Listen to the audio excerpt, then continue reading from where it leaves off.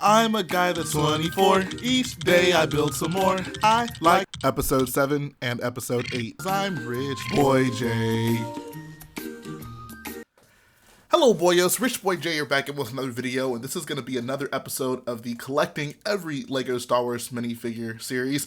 Today we have a pretty interesting slate of minifigs. It's been a while since I've done one of these. I've been over time trying to collect a decent amount of figs for this update, and I have a few that I'm actually really excited to finally have in my collection, and especially in particular one very expensive figure. So let's go ahead and get started.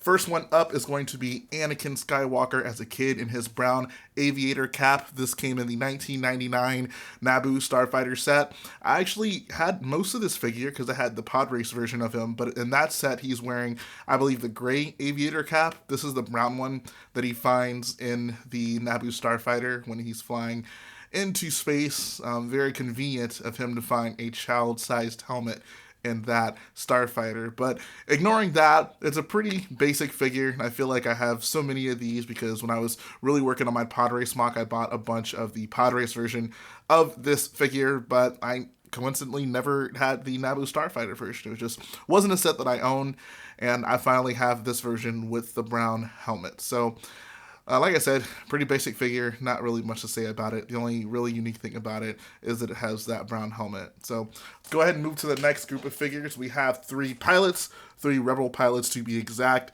The first one is Dutch Vander, I believe, or Hutch Vander, however you want to say his name. But this one came in the 1999 or 2002, depends on which one you're looking at. Y-Wing and Vader's TIE Fighter set. This is actually one of the sets that I had when I was a kid. Like, it was one of the first LEGO Star Wars and maybe even LEGO sets that I ever got. And I remember building it. I didn't really know too much about Star Wars, but I thought they were cool looking LEGO sets. I just have over time lost the figures from that. So I had to rebuy this guy right here. He's sporting that original orange jumpsuit with the standard torso print. Same with this one over here. And I mean, this is from way back in the day, right? This is one of the first LEGO Star Wars minifigs ever produced. But I will say that just the torso print on it, it looks good enough. It's a decent looking torso print. The helmet, I think, is something they really did a fantastic job on. LEGO used this helmet, and I guess they're kind of still using this helmet up until this point. So they clearly did a wonderful job with this helmet mold. I personally do prefer the updated version of it, but this is not a bad mold. I don't have really any problems with this mold if they decide to keep using it, even though I would prefer for them to move on with the dual molded helmet. The print on this thing is also really nice. That was one of the cool things, even about these earlier figures. They put a lot of attention to detail in the actual helmets of these, and it looks pretty nice. I actually like that quite a bit. Moving on is Luke Skywalker. This is his pilot figure with the dark bluish gray hips. There's been various Lukes like this, and this is actually the Snowspeeder variation. And there was really no way to tell. You can see, even back in the day, this is supposed to be a gold Squadron, orange jumpsuit, Y-Wing pilot. This is their Snowspeeder pilot. Nowadays, they do actually differentiate between the two. Back in the day, they didn't care. They just gave him the same jumpsuit. They're close enough. It's not something that people, I think, would have been upset about back in the day because they weren't differentiating between the two. But it's a pretty basic Luke figure. He has his helmet. Like I said, the dark bluish gray hips are what kind of makes this one a figure that I didn't have. I have plenty of these orange jumpsuits, but I didn't have this specific configuration with that old school Luke pilot helmet, as well as the dark bluish gray hips. Next up, we have Green Squadron A-Wing pilot, and this guy comes from the 2009 Home 1 set, which was an interesting set at the time. I remember hearing rumors about it and thinking it was going to be like a capital ship. They instead decided to make it mostly just the inside of it, which, I don't know. How do you guys feel about that? I was pretty disappointed when I found out what this set was actually going to be.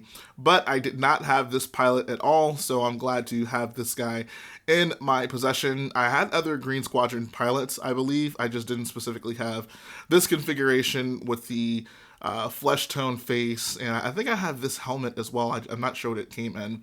One thing I will say about this is, whereas LEGO did a fantastic job with these custom helmet molds, The A-Wing helmet is just unacceptable. Like, this is just the standard, like, motorcycle helmet that you might find on a minifig, and it just doesn't look anything like a Star Wars helmet, specifically an A-Wing pilot helmet. So since then, Lego has updated this and made it look much nicer, but I just find it kind of weird. They went out of their way to give us, you know, accurate looking custom molded helmets for these guys, but for the A-Wing pilot, they just said, forget it, no one's gonna notice, just slap a standard motorcycle helmet and be done with it. So I like that over time they've actually updated that. The jumpsuit in itself is still pretty basic, kind of like the other ones, but it's in green, and I guess that's kind of cool. It's in green. Next two figures are some Clone Wars figures, very topical considering this series has been renewed and the episodes have been coming out. First up is the Clone Trooper with the black gear. This one, I believe, came in that 2009 Clone Wars Clone Battle Pack, the one that everyone just loves so much. I personally was never a fan of the gear. I didn't like that it was hard. It just like really cut off the range of motion for the legs especially. And I don't know, it just didn't look right to me. Like, it just, having it be that hard plastic makes it really stick out in my opinion. So I was actually never a fan of this at all. Whenever it came in a set, I'd probably throw it away when I was younger. I just never cared for the hard gear. I know a lot of people actually really liked it. I was just never really a fan of that. But otherwise, it's just a standard Clone Wars Clone Trooper. You guys, at this point, should know how I feel about these. Not really a fan of the figure at all, but I needed this, so it's finally in my collection. Next up is a surprisingly detailed figure. This is Luminar Unduli from the Clone Wars. This came in the 2009 Battle for Geonosis set. Oh no, 2011. This came from the 2011 Battle for Geonosis set, and she has a decent amount of like detail on it. Like, she has the leg printing as well. Torso printing looks really good. I think she has back printing as well. Nope, no back printing. But pretty decent looking figure, aside from the face, of course. Those Clone Wars faces, just, ugh, not a fan of those at all. But I think the torso and leg printing actually looks really, really good on this figure. So I'm happy to have this. Glad to have both of these in my collection. For our last group of figures, we have some good ones. We have Wicket. This is the Wicket from the 2009 Battle of Endor set. A lot of 2009 figures in this haul. I have other Wickets. This one just specifically has this, like, I have other Wickets. I think this one specifically just has the orange hood. I think the other ones have a red hood. And for the time, like, this is a great figure. I actually love the Lego Ewok figures, just the printing, the fact that they started actually coloring the hoods, making the hoods different colors from the body, and the printing they do on the faces, I think, also look really good. And this isn't even the best version of Wicket. I think the new ones look even better, but at the time, this is still a pretty fantastic figure. And finally, this is the main course of this video. This is our Wolfpack Phase 2 Clone Trooper. This is an expensive figure. The cheapest one I could find was $20, which was a bit much, I thought, but for a figure that didn't even come in that expensive of a set, but it's a hard figure to get. Like, if you go on Bricklink right now, I think in the US, there's maybe only like 7 or 8 listings, which is kind of crazy to think, right? Because this came in the 2014 AV7 set. It's not that old of a set. It's only 6 years old. 2 of them came in the set. The set wasn't super expensive. I think it may have just been like a $40 set. So you would think there would maybe be more of these in circulation, but I don't know, perhaps with like the renewed Clone Wars show and the fact that people just love clone minifigs, maybe people are just buying these up. That's why there's so few of them in circulation. If I could go back in time, I would certainly buy, actually, for one, just buy the AV7 set and maybe even a few of them, because I love this figure so much. I think that the helmet print looks freaking incredible, especially for a Clone Wars style figure. The Phase 2 clones, I think, even though they're the Clone Wars style figures, actually look really, really nice. And that helmet print is just incredible, in my opinion. So, glad to add this one to my collection. I would certainly like more of them.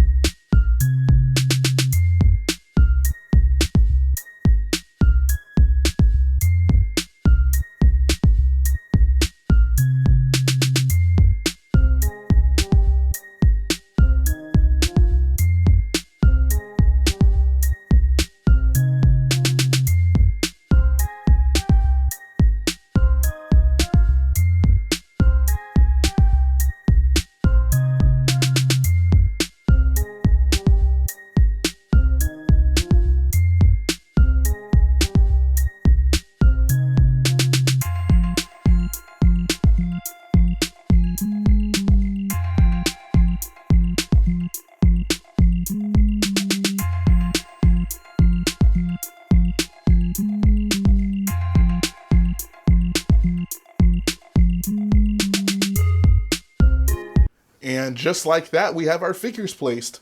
We started up top with the Anakin, so you can see we have the brown helmeted one, and then to his right, that is the one from the pod racer with a gray helmet. We got our second Luke right here, so one of them sporting the old gray hips, one of them sporting the new dark bluish gray hips. Next up, we had our pilot, so we have this one right here, that's from the Home 1 set. So this one, I believe, is probably from the A-Wing set, the original, not the original, maybe the second A-Wing set, because it has that flesh tone head. But I realized the difference between the two is the helmet on the one from the Home 1 set has a trans yellow visor, whereas this one's supposed to have a trans black visor. Either way, I don't even know where that one is, so I need to find that helmet.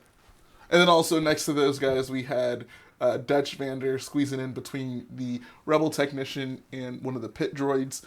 We also, further down, had some of our Clone Wars figures. So you can see we got Luminar placed right here next to a few other Clone Wars Jedi. Which fits in pretty well there, I think. We also had the clone with the black gear. Where is that guy? He was next to Fox. There he is.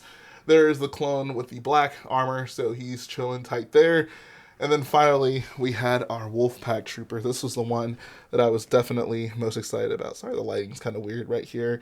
But, yeah, this was it, man. This Trooper right here. I love this figure so much. It's a good-looking clone Trooper. Hopefully we get more of those sometime soon with this new Clone Wars episodes being put out. I really would just love to see more Phase 2 clones being put out, especially named ones. Be nice to get a named Phase 2 clone that isn't like Neo or Rex. So that's going to finish up the episode this week, guys. Minifig wall is, of course, looking really nice. Like I've been mentioning, I've been trying to fill in a lot of the gaps towards the top, and you can see it's looking better and better. I know it's looking good because that top half is actually starting to kind of resemble the bottom half in terms of gaps that are filled in, which is exactly what I'm going for. There must be balance, as I think Laura Santeca might say. But yeah, this is going to finish up the episode, guys. Let me know in the comment section below how you felt about it, and I'll see you guys very soon.